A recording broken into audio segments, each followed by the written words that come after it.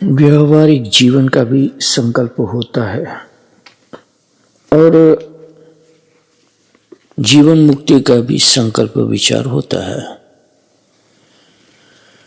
कैसे संकल्प करें, कैसे विचार करें कि जो अभिष्ट को अपनी ओर ले आए या हमें हमारे इष्ट की ओर ले जाए। सुनो गुरुदेव क्या कहते हैं। उन्नति की प्यास, जीवन कर्म विपरीत, तो यही तो विडंबना है, यही तो पैराडॉक्स है। भोगने के लिए जीवन नहीं है, मगर भोग के अनेकों साधन प्राप्त होने पर भी तृप्ति संतोष नहीं होता है। इच्छाएं भी पूर्ण होती है, फिर भी भूख, सुख की भूख मिटती नहीं और सुख नहीं प्राप्त होता।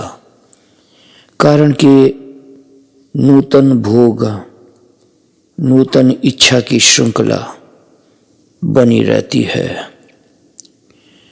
बहुत कम लोग अपनी क्रिया आचरण का अवलोकन कर सकते हैं।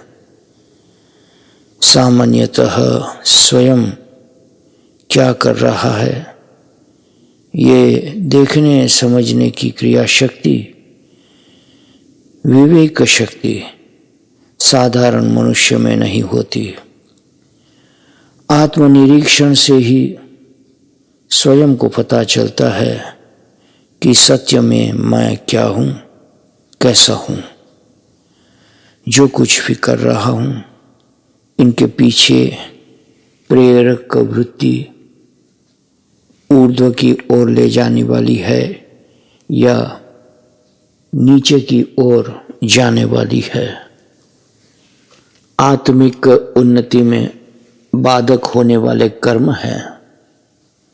मनुष्य को उन्नति की प्यास है, इच्छा है, परंतु जीवन कर्म उससे विपरीत निम्न भूमिका का है।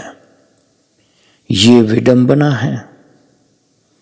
पंचेंद्रियों के रस अनुरागी वृत्तियों से कर्म होते रहते हैं। भोजन, निवास, वस्त्र, भोग इत्यादि के वास्ते कर्म होते रहते हैं। जिसकी भी दृढ़ निष्ठा भगवान के लिए हो गई है, उसका ध्येय सिद्ध होकर ही रहेगा। पापी भी भगवद निष्ठ होते ही परम गति को प्राप्त होता है। गीता जी के 9वें अध्याय का 32वां श्लोक देखिए। पापी सदाकाल पापी ही नहीं रहता, उसका भी उत्सर्ग हो सकता है और वो चाहे तब जरूर हो जाता है। आत्म उत्सर्ग की साधना कभी निष्फल नहीं होती, नहीं जाती है, निष्फल नहीं जाती है। परिणाम में कभी दुर्गति नहीं होती है। चाहे जितनी भी कर पाओगे, इतनी वह एक दिन अवश्य ही अंतिम लक्ष्य तक पहुंचा ही देगी। आत्म उत्सर्ग की साधना गीता जी के 2 अध्याय के 40वें श्लोक में कहा है, स्वल्पमयस्य धर्मस्य त्रायते महतो भयात्। अर्थात इस कर्मयोग रूप धर्म का थोड़ा सा भी अनुष्ठान करने से वो जन्म मरण रूप महान संसार भय से रक्षा किया करता है। जिसको आत्मिक आनंद की अनुभूति करना है, वह स्थूल इंद्रियों के स्थूल भोग से उपराम हो जाता है। वो क्षुद्र लालसाओं से अलिप्त होकर हर एक कर्म व विचार भाव में आत्मिक उन्नति का अनुसंधान बनाए रखेगा।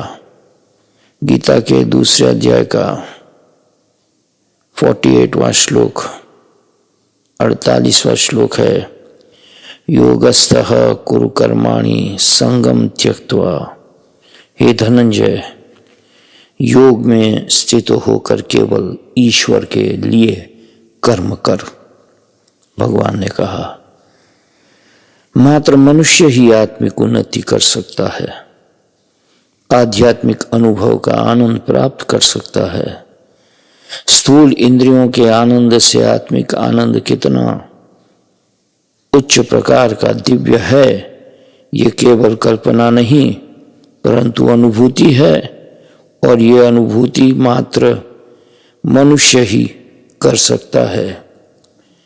साधारण मनुष्य मन इंद्रियों के गुलाम होते हैं, इन्हीं के वश रहते हैं, उन्हीं को जीवन समझते हैं, जानते हैं। इंद्रियों के सुख भोग के परिणाम में दुख, वेदना, राग, द्वेष, मोह, ममत्व के दुख, संताप का अनुभव होता है। उस अनुभव को लेकर ऐसे भोग प्रधान भौतिक स्थूल जीवन से विमुक्त होकर आत्मिक उत्थान को नित्य श्रेष्ठ समझा है और इस जगत को, जीवन को अनित्य समझा है। बाह्य भौतिकता में सत्यता नहीं है, नित्यता नहीं है, इसलिए उसकी आसक्ति, कामना सदैव क्लेशदायी है। गीता के 5वें अध्याय के 22वें श्लोक में कहा है, ये ही संस्पर्शजा भोगा दुःखयोनय एवते। इंद्रिय और विषयों के संयोग से उद्भूत भोग मात्र का परिणाम दुख है। इसलिए उन्नति की प्यास, जीवन कर्म अगर विपरीत हो तो ये विडंबना है। जय सिया राम, जय सद्गुरुदेव।